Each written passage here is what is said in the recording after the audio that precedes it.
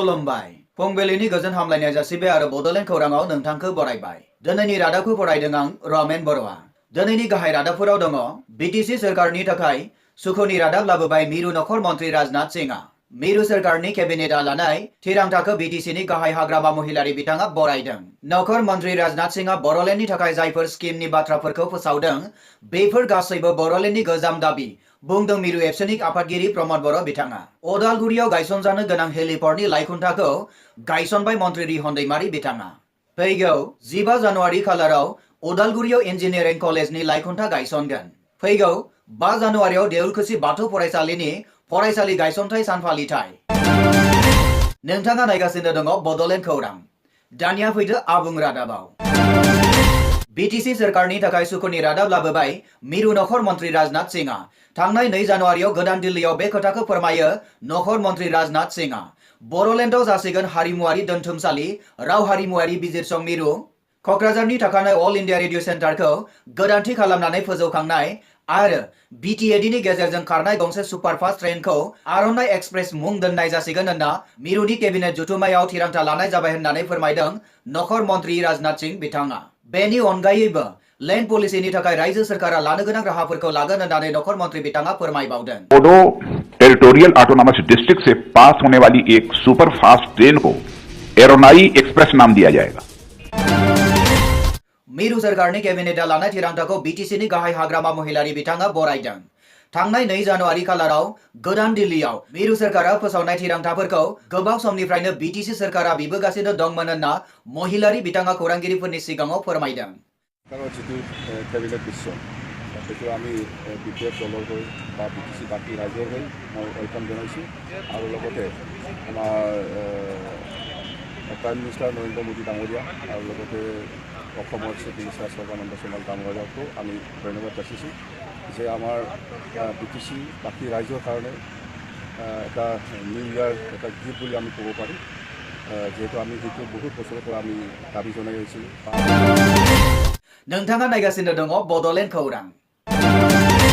नखर मन्त्रि राजनाथ सिंहआ बड'लेण्डनि थाखाय जायफोर स्किमनि बाथ्राफोरखौ फोसावदों बेफोर गासैबो बड'लेण्डनि गोजाम दाबि बुंदों मिरु एबसुनि आफादगिरि प्रमद बर' बिथाङा।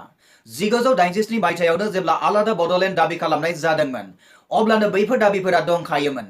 बेखायनो राजनाथ सिंहनि खोथाया जेबो गोदान नङा होनना बर' बिथाङा खौरांगिरिफोरनि सिगाङाव फोरमायथिदों।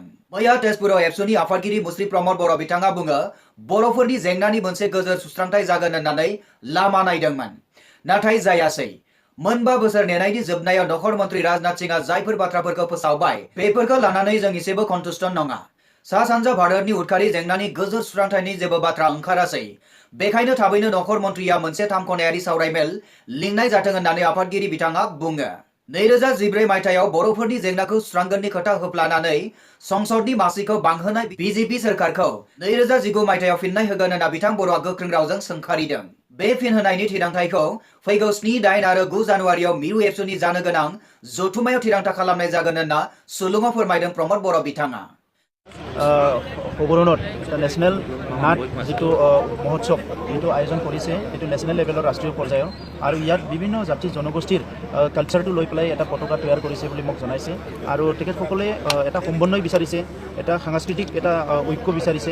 চ' আজি যিটো তেজপুৰটো এটা অসমৰ সাংস্কৃতিক প্ৰাণকেন্দ্ৰ এই তেজপুৰৰ বহুত ইতিহাস আছে আৰু সেই ইতিহাসটো জীৱিত কৰি ৰখাৰ কাৰণে কাৰ্তিক হাজৰিকা ডাঙৰীয়াই যথেষ্ট অৰিহণা দিয়া কথাটো আমি জানিবলৈ পাইছোঁ। তেখেতে সদৌ অসম ছাত্ৰ সন্থাৰ এজন নেতা মাত্ৰ নাছিলে, তেখেতে সমাজক আগবঢ়াই লৈ যোৱাৰ কাৰণে বহুত কাম কৰিছিলে। গতিকে আজি তেখেতৰ সোঁৱৰণিত যিটো ৰাষ্ট্ৰীয় এটা নাট মহোৎসৱ ইয়াতে আয়োজন কৰিছে ইয়াত অংশগ্ৰহণ কৰিবলৈ পাই ভাল পাইছোঁ। नोंथाङा नायगासिनो दङ बड'लेण्ड खौरां। अदालगुरियाव जानो गोनां हेलिपर्टनि लाइखुंथाखौ गायसनबाय मन्त्रि रिहन दैमारीया। बोहैथि दाननि थांनाय 2 जानुवारि खालाराव अदालगुरियाव गायसनजानो गोनां हेलिपर्टनि लाइखुंथाखौ गायसनबाय मन्त्रि रिहन दैमारी बिथाङा। नोंथाङा नायगासिनो दङ बड'लेण्ड खौरां। फैगौ 15 जानुवारि खालाराव अदालगुरियाव इन्जिनियारिं कलेजनि लाइखुंथा गायसनगोन। अदालगुरिनि रायजो राजाफोरनि थाखाय गोजोनथाव खौरां।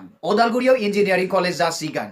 अदालगुरि जिल्लानि नलखामारायाव फैगौ 15 जानुवारियाव बे इन्जिनियारिं कलेजनि लाइखुंथाखौ गायसननाय जागोन होनना सुलुङाव मिथिहोदों मन्त्रि रिहन दैमारी बिथाङा।